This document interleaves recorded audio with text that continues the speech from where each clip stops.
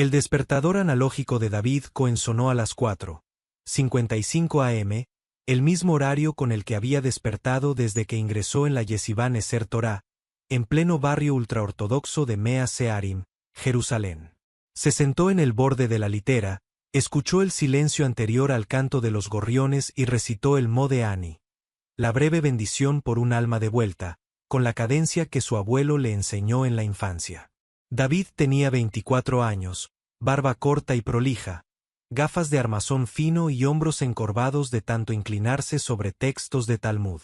Sus compañeros lo consideraban diligente y reservado, un bueno para la Guemará, que no destacaba por carisma, pero sí por la voz dulce con la que entonaba los salmos en Saharit, el rezo matutino. Nadie, ni siquiera su jabruta, compañero de estudio, sospechaba que cada amanecer libraba una batalla silenciosa. Cómo reconciliar los versículos que hablaban de amor divino con la pulsión inconfesable de amar a otro varón.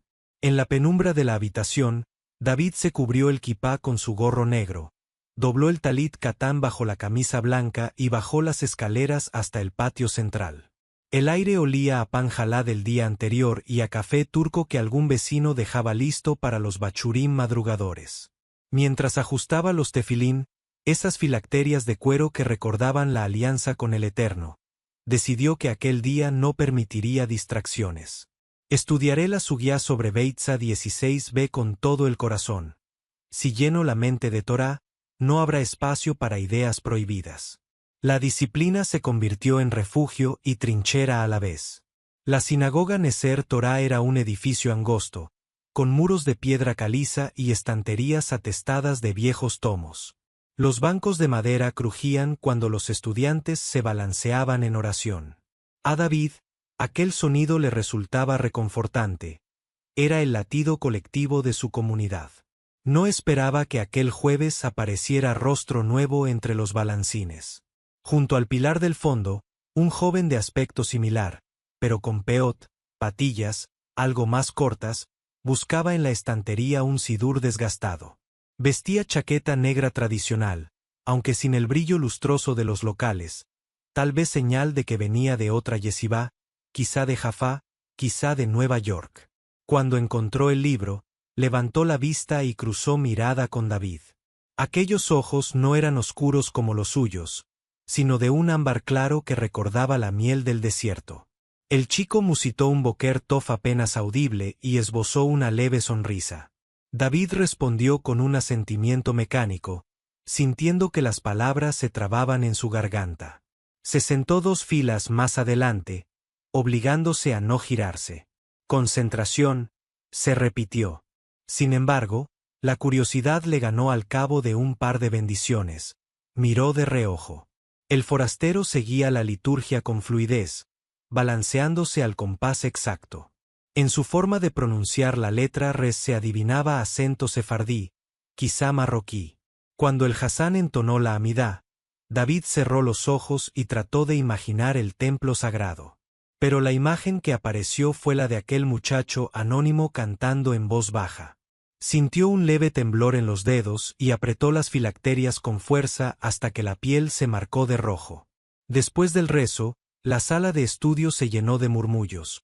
Los estudiantes servían café y se repartían bollo de canela antes de la primera sesión de Guemará. David se propuso huir al estante del fondo para revisar comentarios de Razi, pero una voz detrás lo detuvo. «Disculpa, ¿puedo usar tu encendedor? Mi mechero se quedó sin gas». Era el forastero. Sostenía con timidez la vela que encendería el samovar. David, sorprendido, sacó de su bolsillo una vieja piedra de chispa. Al pasarla, rozó la mano del extraño. Le pareció sentir corriente eléctrica. Entregó la flama en silencio. «Gracias», dijo aquel joven. «Soy Ezre Ben Atar. Vine de Asdod para terminar un shiur intensivo estas 2 semanas». «David Cohen», respondió él. «Estudio aquí desde hace 4 años». No supo añadir nada. Ezre, en cambio, habló con naturalidad. «Me recomendaron la biblioteca de tu yeshivá. Dicen que tienen una edición rara del Sefer HaZohar anotada por Rab Kook». «Sí», confirmó David, encontrando por fin palabras. Está en la vitrina junto a la Salahot de Rab Moshe Feinstein. Puedo mostrártela si quieres. Me encantaría. Esdras sonrió. Sus ojos ambarinos parecían encenderse con luz interior. El resto de la mañana transcurrió entre mesas de madera cubiertas de libros y susurros de dialectos. David explicó los códigos de catálogo. Esdras compartió detalles sobre el Beit Midrash de su ciudad. Cuando el reloj marcó las 11, sonó la campana para la clase magistral del Rosh Yeshiva. Ambos se despidieron con un leitraot tímido, promesa implícita de nuevo encuentro. David regresó a su banco habitual con sensación de ingravidez. Ni los enunciados talmúdicos ni las palabras técnicas lograban espantar la imagen de Esdras inspeccionando pergaminos, iluminado por la lámpara de bronce. Las tardes en Mea Shearim seguían un ritmo inmutable. Estudio, comida, receso breve y más estudio. A las 17 horas, David solía retirarse a la azotea para repasar apuntes. Esa tarde llevó consigo la edición miniatura del libro de Salmos y una confusión que le pesaba en la nuca. Abrió el Teilim por el Salmo 25, muéstrame, Eterno, tus caminos, encamíname en tu verdad. Repitió el versículo hasta que su mente se rindió y las palabras se convirtieron en pregunta. ¿Cuál es el camino si el corazón me arrastra a un deseo prohibido? Recordó las enseñanzas del Rab Shlomo, la Torá es clara, Toevá, acto prohibido, es una transgresión grave. Recordó la advertencia de su padre, quien se aparta de la halajá se aparta de la vida eterna. Y recordó los susurros de su propia alma cuando vio a Esdras sonreír. Se levantó, caminó en círculos y golpeó el pretil con el puño. Cuando bajó la mirada, descubrió que había estrujado el pequeño libro de Salmos. La tapa estaba arrugada. Con manos temblorosas, lo alisó y susurró una disculpa. Llegó viernes. Antes del encendido de velas, la yeshivá autorizaba a los estudiantes a salir una hora para comprar dulces y refrescos. David rara vez se ausentaba, pero esa tarde sintió un impulso. Caminar hasta la panadería Goldblatt, en la calle principal, donde servían café turco humeante y rugelach de chocolate. Una vez en la fila, escuchó su nombre. David Cohen. Baruch Hashem. Era Esdras, sosteniendo una bandeja de panecillos. Llevaba la chaqueta abierta y gorra en vez de sombrero, un pequeño acto de libertad pre-Sabbat. Sabbat Salom, respondió David, sintiendo otra vez la corriente. ¿Te quedas a la cena en la yeshivá o vas con familia? Preguntó Esdras. Con la yeshivá, dijo. Mi familia vive en Netania y viajo una vez al mes. Esdras pareció alegrarse. Entonces nos veremos en la mesa de invitados. Tengo un Dvar Torah sobre la Parasá Noaj. Quizá te interese debatirlo. David asintió, ocultando la sonrisa detrás del vaso de café. Mientras pagaba, el panadero les ofreció 2 rugelach extra para endulzar la santidad. Los jóvenes salieron juntos al callejón lateral. El cielo se teñía de naranja, anunciando el Sabbat. Apoyados en la pared, compartieron el dulce. David se permitió preguntar, ¿por qué elegiste venir justamente a esta yeshivá? Hay otras más grandes. Esdras se encogió de hombros. Escuché que aquí la biblioteca guarda tesoros. Y, por alguna razón sentí que debía estar. Como si algo me llamara. David bajó la mirada. Dentro, una voz murmuraba, quizá el llamado seas tú. Se avergonzó del pensamiento y cambió de tema. ¿Qué dice tu Dvar Torah sobre Noaj? Esdras resumió con pasión. Hablaba del arco iris como pacto de diversidad entre cielo y tierra. David notó cómo sus manos gesticulaban. Su entusiasmo dibujaba los 7 colores en el aire. Y pensó que, de algún modo, aquel arco se estaba reflejando también en su pecho. La cena de Sabbat en Neser Torah transcurría entre cánticos y discursos. Esa noche, Esdras se sentó unas sillas más allá de David. Cuando entonaron Lechá Dodi, sus voces se entrelazaron en un contrapunto involuntario. David cerró los ojos. Cada sílaba hebrea parecía vibrar entre las gargantas de ambos. El Rab dio su Dvar Torah oficial. Luego se dio 5 minutos a Esdre. El forastero se levantó, citó el verso sobre el arco iris y habló con serenidad sobre la obligación de reconocer la pluralidad de almas dentro del pueblo. David escuchó fascinado. Hubo asombro respetuoso. El discurso no infringía alajá, pero sugería aperturas metafóricas. Al terminar, algunos estudiantes se acercaron a felicitarlo. David tardó más. Temía que la emoción se trasluciera. Cuando finalmente estrechó la mano de Esdre, sintió que su propia palma ardía. Domingo por la tarde, la biblioteca estaba casi vacía. David copiaba notas del Sefer HaZohar cuando Esdre apareció con un cuaderno. ¿Tienes un minuto?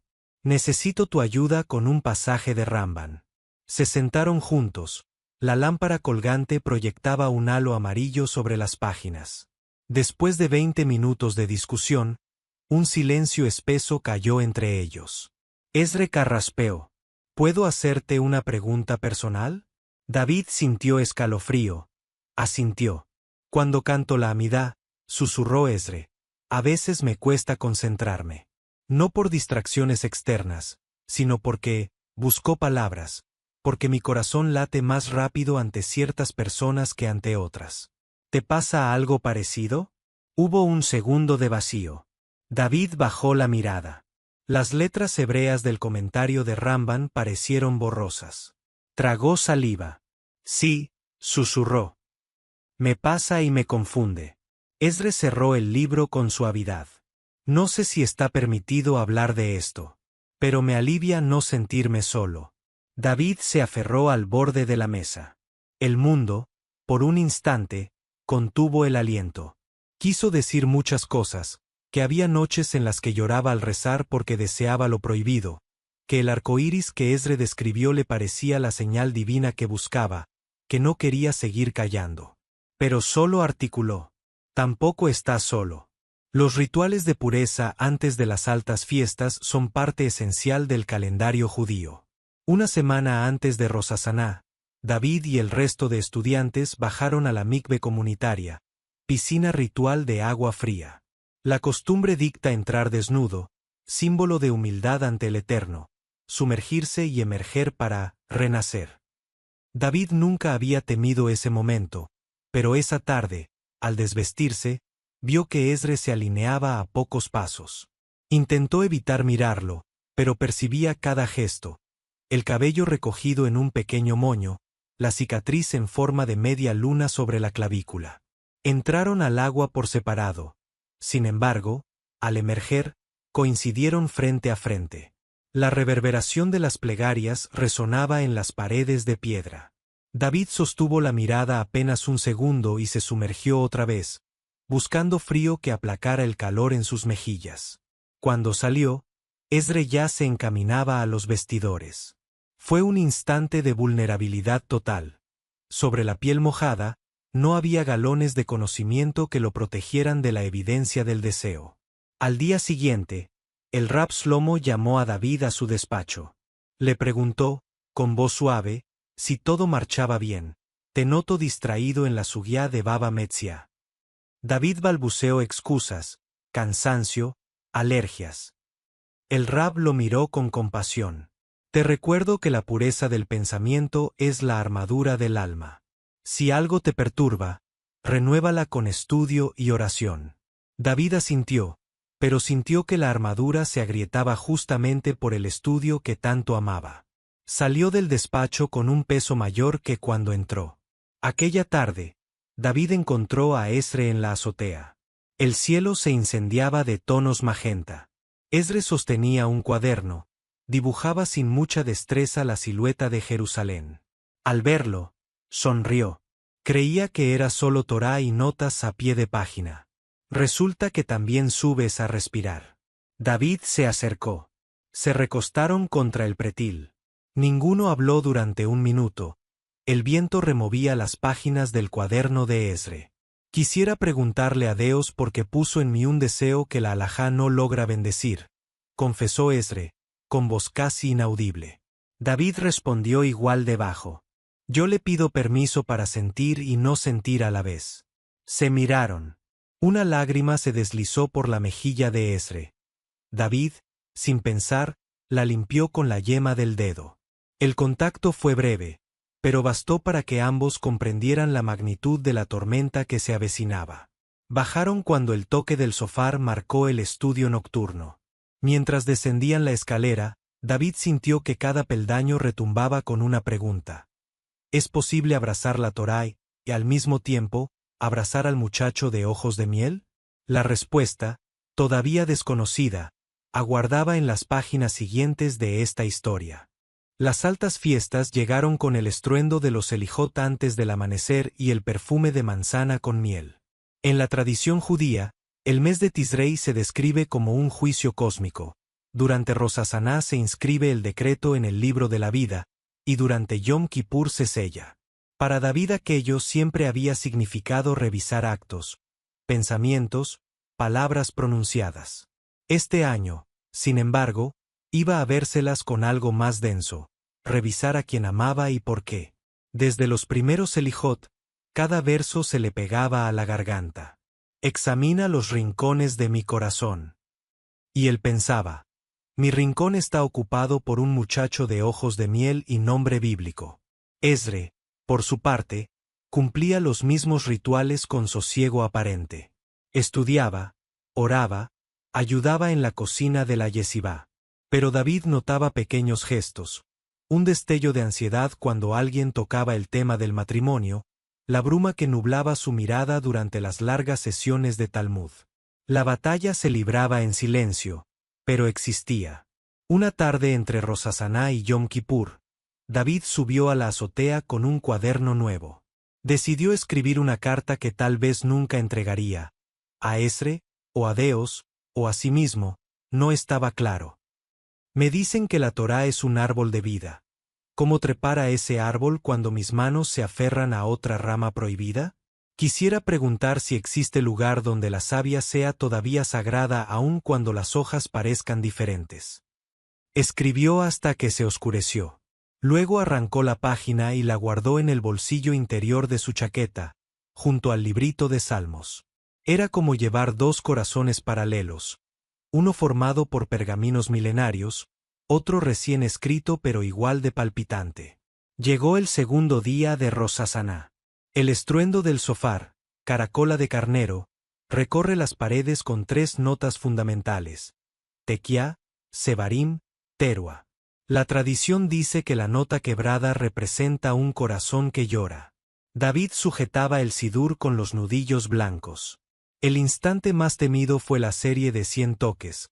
Cada ruptura del cuerno parecía golpearle el esternón. En el intermedio, se giró apenas y vio a Esdre 2 filas atrás, cabizbajo, respirando hondo como si contuviera una ola. De pronto, Esdre alzó la cabeza y sus miradas se cruzaron. No sonrió ni hizo gestos, pero su brillo decía: también escucho ese quebranto, también es mi plegaria. Ese choque de complicidades duró un segundo. Después volvieron al texto, pero David ya no oyó solo el sonido ritual. Oyó una chispa de entendimiento mutuo que prendía en medio del santuario. La tarde antes de Kol Nidre, la plegaria que abre Yom Kippur, el Rab Shlomo convocó a los bachurim mayores a una lección especial sobre la parábola del rey que abraza al súbdito en el campo. El maestro explicó: cuando el rey está en su palacio, los protocolos son estrictos. Pero si sale al campo, cualquiera puede acercarse sin temor. En Yom Kippur el rey del universo está en el campo, cada cual puede hablar con él directamente. David sintió una sacudida. ¿Sería legítimo, entonces, acercarse con su amor prohibido como súbdito polvoriento? Esdre levantó la mano y preguntó: ¿incluso si el súbdito teme que su petición sea contraria al decreto real? El Rab respondió: el súbdito habla, el rey dispone. Lo que no es permitido seguirá sin serlo, pero acercarse nunca está de más. Esdre bajó la mano. David vio en sus ojos una mezcla de alivio y tristeza. Acercarse era posible, recibir una respuesta afirmativa no. Esa noche, después de la comida de víspera, los estudiantes salieron a caminar para prepararse espiritualmente.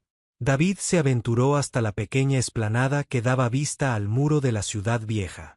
Allí encontró a Esdre, sentado sobre la baranda, observando la luna como si buscara un agujero en su superficie. Se quedaron en silencio largo rato. Por fin, David murmuró: ¿Tú también le hablas al rey en el campo? Esdre asintió sin desviar la vista. Le hablo de un jardín donde crecen flores que la ley llama espinas. Y pregunto si acaso las espinas también exhalan fragancia. David tragó saliva. Envalentonado por la penumbra, se atrevió: ¿Crees que nuestras flores sean iguales? Esdre giró lentamente y lo miró con ternura que dolía. Si no lo creyera, no estaría aquí.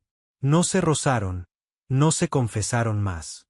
Un gato callejero pasó, ajeno a la tensión. La luna siguió alta. Jerusalén parecía escucharlos. Cuando se despidieron, compartían un pacto mudo. Al menos sabemos que no estamos solos bajo el mismo mandamiento que aprieta. Yom Kippur inició con la melodía estremecedora de Kol Nidre, la anulación de votos no cumplidos. El cantor se lamentaba por promesas hechas en vano. La congregación respondía con solemnidad. David pensó en las promesas que nunca llegó a pronunciar. Prometer que su deseo se apagaría, prometer que se casaría con una mujer. Esdre, al igual que él, respiraba hondo. Durante Neilá, la oración final, David sintió un impulso irreprimible. En el momento en que la congregación se levantó para gritar Shema Israel, él añadió en un susurro: Y escucha también este amor que temo. No sabía si aquella añadidura era herejía, pero la pronunció. El portón simbólico del cielo se cerró con el toque final del shofar. David sintió un agotamiento que era también liberación. Había entregado su miedo con honestidad. Pocas noches después llegó Sucot, la fiesta de las cabañas. Las calles de Jerusalén se llenaron de toldos cubiertos de ramas. Cada familia invita a huéspedes simbólicos. La atmósfera es de hospitalidad. En la entrada de la gran sucá comunitaria, los estudiantes hacían fila para bendecir el lulav y el etrog. Esdre sostenía un etrog perfumado, regalo de su tío. Cuando vio a David, dijo en voz baja: El etrog se compara con el corazón. Se sacude en todas direcciones para que el latido alcance a todos. David tomó la fruta cuidadosamente, recitó la bendición y preguntó: ¿Incluso a los corazones que no encuentran su espacio?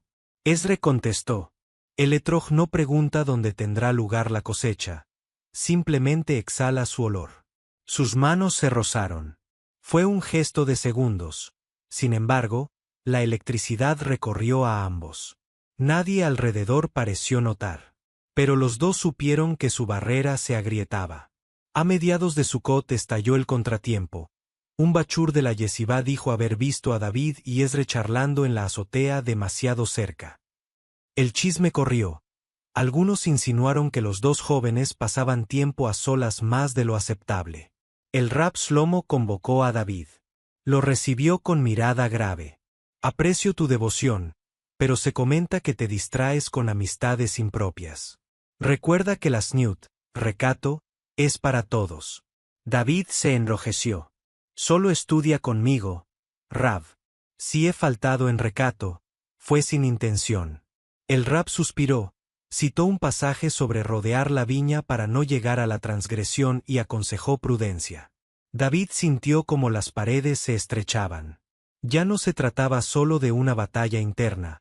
Ahora la comunidad podía dictar sentencia. Aquella noche, cerca de la medianoche, Esdre tocó con suavidad a la puerta del dormitorio de David. El pasillo estaba vacío. Todos dormían después de un día de estudios y cánticos. Esdre habló sin preámbulos. Me han preguntado por nosotros. Dicen que hablamos demasiado. David bajó la vista. El Rab me advirtió. Quizá debamos, le costó pronunciar, crear distancia.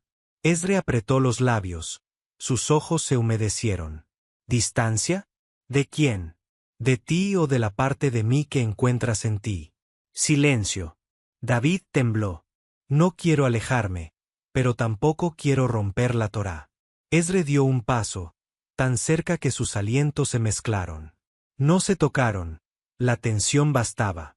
Tal vez el error sea pensar que uno de los dos debe romperse. David sintió vértigo. En su mente, la ley se dibujaba como muro infranqueable. En su pecho, Esdre era la puerta que pedía abrirse. Bajó la mirada y susurró: ¿Qué hacemos? Esdre respondió con voz serena, casi un rezo: Busquemos consejo antes de sacrificar el alma. Existe en Jerusalén un rabino llamado Menahem Gurari, conocido por escuchar a jóvenes que atraviesan dudas difíciles. No dicta alajot laxas, pero tampoco cierra la puerta a nadie. Esdre propuso visitarlo, con discreción, un martes por la noche. Llegaron pasadas las 10, cuando Mea Searim dormía. El rabino, de barba gris y sonrisa cansada, los recibió en un despacho modesto lleno de libros. Les ofreció té de menta y los invitó a hablar. Esdre tomó la palabra, confesó su atracción por David, expresó su deseo de permanecer fiel a la halajá y preguntó si era inevitable vivir reprimidos o abandonar la comunidad. David se sorprendió al oír sus propios temores en ajena voz. Se sintió ligero y expuesto a la vez. El rabino escuchó sin interrumpir. Luego citó al Rambam sobre la diferencia entre impulso y acto. Explicó que la yetzer hará, inclinación, no es pecado per se. El punto crítico es la conducta. Dijo: Nunca negaré lo que la Torá estipula, pero tampoco puedo negar la realidad de vuestras almas. La prueba está en manejar esa tensión con verdad y dignidad, sin dañaros ni dañar a otros. David preguntó si podían seguir viéndose. El rabino respondió: Si vuestra cercanía os lleva a bondad, estudio y crecimiento, podéis mantenerla bajo lineamientos de recato. Si la cercanía se vuelve tormento, tal vez preciséis un espacio temporal.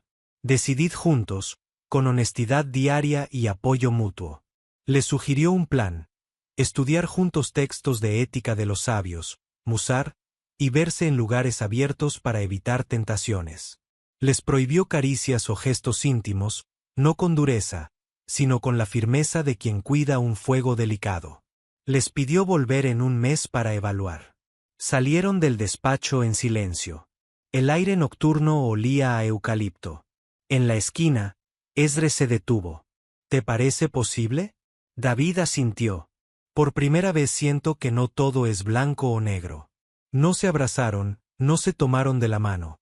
Caminaron codo a codo hasta la yeshivá, conscientes de que la batalla seguía, pero ya no estaban solos ni contra la ley ni contra la comunidad. Existía un intersticio donde respirar. Siguieron el plan. Todas las mañanas, tras Saharit, se encontraban en una banca frente al huerto de la yeshivá para estudiar el Mesilat Yesarim de Rabí Moshe Haim Luzzatto. Leían sobre cuidado, diligencia, pureza. Conversaban sobre cómo aplicar esos atributos al deseo que sentían. No negarlo, pero encauzarlo a crear responsabilidad mutua. Cuando la pasión amenazaba, se alzaba el recuerdo del rabino como un semáforo amarillo. A veces, uno pedía una pausa y caminaban por separado hasta calmarse. Eso, lejos de enfriar la relación, les otorgaba respeto. Descubrieron que podían reír juntos, discutir textos, compartir silencios mirando el cielo rosado de Jerusalén sin necesidad de tocarse. Una tarde, mientras cotejaban comentarios de la sección Kedusá, Santidad, David comentó: Kedusá no es ausencia de deseo, sino dirección correcta. Quizá nuestro reto sea encontrar esa dirección. Esdre sonrió con ojos brillosos. Nunca pensé que mi corazón pudiera latir al ritmo de la halajá y el afecto al mismo tiempo. Se sintieron cimbrados por la misma certeza. Su vínculo les obligaba a crecer. Cumplido el mes, volvieron con el rabino Gurari. Relataron su rutina, sus tropiezos y las pequeñas victorias, como ahora ayudan a un compañero anciano con traducciones, como Esdre lidera un coro infantil y David organiza un microfondo para becar a estudiantes sin recursos.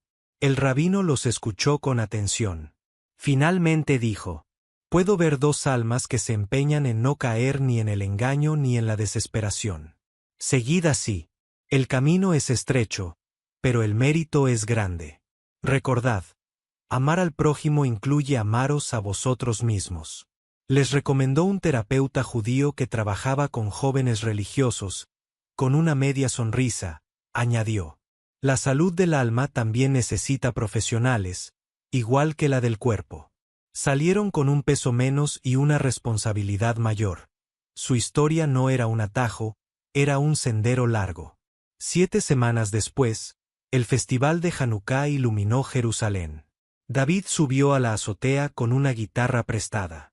Invitó a Esdre bajo pretexto de ensayar cánticos.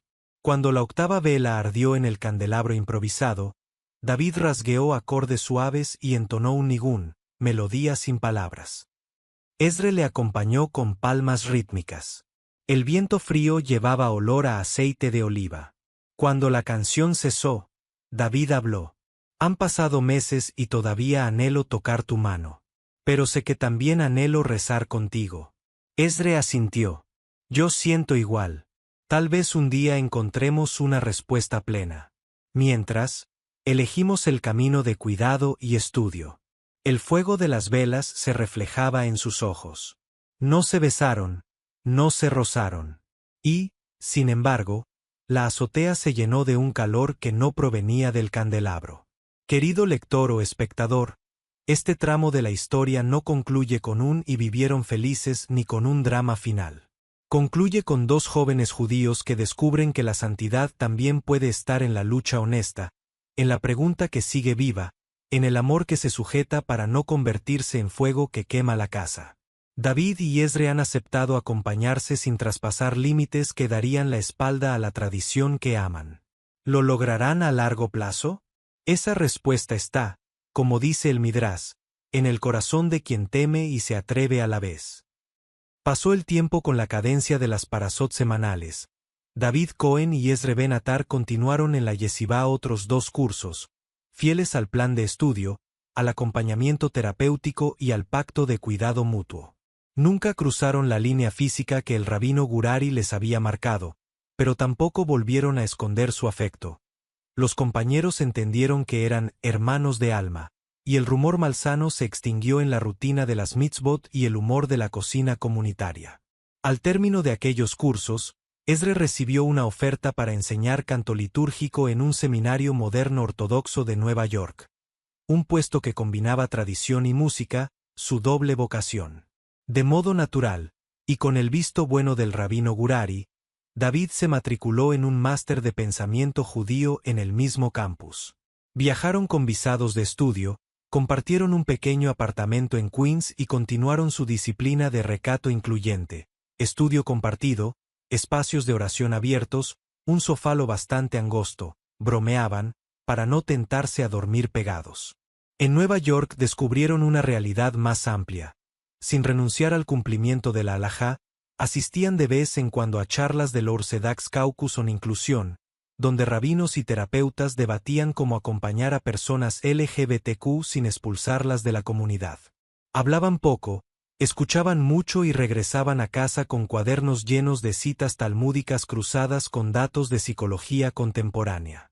Tras el máster, David encontró empleo como bibliotecario en el Jewish Theological Archive, donde catalogaba manuscritos medievales. Esdre dirigía un coro infantil sefardí que interpretaba piyutim con guitarra y darbuka. Los viernes encendían las velas de Sabbat, invitaban amigos mixtos, chicos, chicas, solteros, casados, y cantaban Salom Aleichem con armonías a 2 voces. Nunca faltaron el kiddush ni el benching, ni tampoco la charla franca sobre el coste de vivir a medio camino entre la fidelidad normativa y la fidelidad al propio corazón. Un invierno, un colega de David les habló de un minyan emergente en la calle 84, Cangrigaschen Orakeset, Luz del Arco Iris. Era un grupo pequeño, 15 familias, que conservaba mechitzá para la separación de géneros, usaba sidur ortodoxo completo, pero aceptaba abiertamente a personas LGBTQ comprometidas con la halajá. El rabino, egresado de Yeshivat Shovevei Toure, había publicado responsa creativas, respaldadas por fuentes clásicas, que permitían, por ejemplo, que 2 hombres compartieran hogar si aceptaban ciertas salvaguardias de recato, análogas a las establecidas para novios heterosexuales antes del matrimonio. La primera vez que David y Esdre asistieron, el sermón versó sobre la salida de Egipto como metáfora de cualquier estrechez. A veces el Mitzrayim es nuestra propia lectura reductiva de la Torá. Los dos se miraron. Aquella frase se sintió hecha a medida. A la salida, el rabino les invitó a su casa para una seudá slisit íntima. Les contó que había recibido docenas de críticas, pero también cartas de agradecimiento de jóvenes que no habían abandonado la observancia gracias a ese minyan. Esa noche, mientras caminaban bajo la nieve, Esdre musitó: ¿y si nuestra misión es ayudar a otros a no pasar lo que pasamos nosotros? David alzó el cuello del abrigo y respondió, con la voz convertida en nube blanca: si podemos evitarles 10 años de soledad interior, vale la pena asumir cualquier chisme. En la Gbea Omer del año 5 en Nueva York, Ora Kesset organizó un kumsitz, fogata y canciones, en Central Park. Esdre llevó su oud, David su flauta dulce. Ante 150 personas encendieron antorchas, cantaron a Nabikoch y luego un semer sefardí en ladino.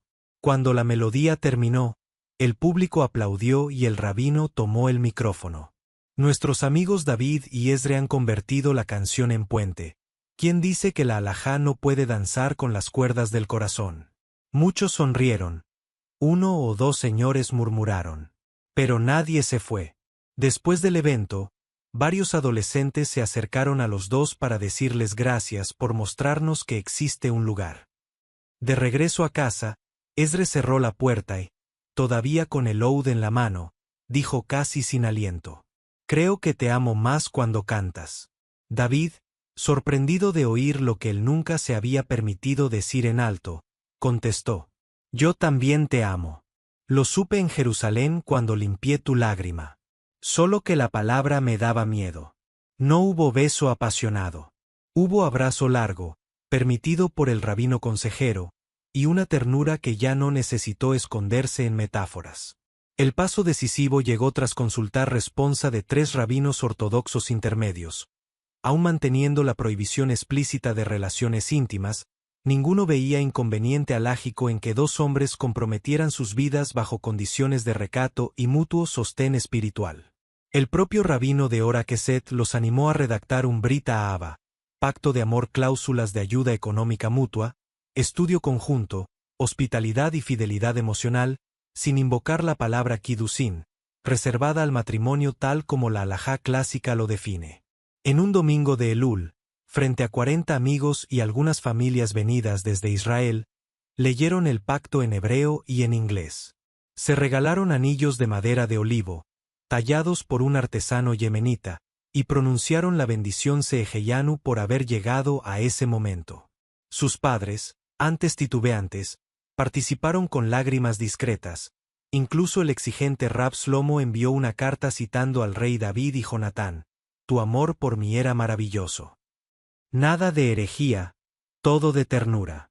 Meses más tarde, David recibió un email desde la yeshivá original. El Rosh Yeshivá informaba que el barrio estaba inaugurando una biblioteca juvenil y quería nombrarla Beit Midrash Netivot, Caminos. Preguntaban si David donaría algunos facsímiles raros de su archivo digital. Adjuntaban foto de una placa preliminar con la frase de Ramban sobre pureza que él había estudiado con Esdre en aquel banco frente al huerto. David encaminó el mensaje a Esdre con un guiño: mira cómo la semilla regresa. Decidieron donar no solo copias digitales, sino su propia correspondencia teológica sobre amor y ley, anonimizada, para que nuevos bachurim pudieran leer, quizá en voz baja, la prueba de que no estaban solos. Cada Rosh Hashaná, Ora Kesset invita a distintos miembros a tocar el shofar final. Ese año, la tarea recayó, por sorteo, en David. Se preparó durante semanas, practicó en casa, recordó los 100 toques de Mea Searim, volvió a sentir en los labios la temblorosa nota quebrada. Llegado el momento, vistió kittel blanco, subió a la bimá y sopló. El tequiá Gedolá pareció suspenderse un segundo infinito. No era un grito de dolor, sino de continuidad. Al bajar, Esdre le apretó el brazo. Seheyanu de nuevo. David sonrió. El rey seguía en el campo. Hoy, David revisa pergaminos digitales en el archivo. Esdre prepara a su coro para cantar Ein Od Milvado en Hanukkah. Siguen durmiendo en camas separadas, su elección consciente, pero han aprendido a entretejer los hilos de un mismo talit. Rezan, estudian y aman dentro de un margen que ellos y su rabino diseñaron. ¿Es un modelo universal? Tal vez no. ¿Es perfecto? Ninguna vida lo es. Pero perfecto en hebreo bíblico, tamim, significa más bien íntegro, aquello que no se parte en dos para existir. Quienquiera que oiga o lea esta historia, seas religioso o ateo, creyente o escéptico, te proponemos 3 pequeñas velas. Haz espacio. Quizá conoces a alguien atrapado entre identidad y pertenencia. A veces basta con un banco, un té de menta o un libro abierto para que respire. Pregunta: si existe una pared de texto que parece cerrarte el paso, busca al rabino, pastor, profesor o mentor que sepa abrir ventanas en ella. La tradición no muere por ventilarse. Sigue soplando. El sofá roto es también sonido de parto. Cada quiebre anuncia un comienzo. Y si alguna vez te encuentras entre el muro y el viento, como David y Esdre, recuerda que la Torá compara al ser humano con un árbol. Puede que tus ramas crezcan en dirección inesperada, pero la savia que las recorre sigue viniendo de la raíz de la vida.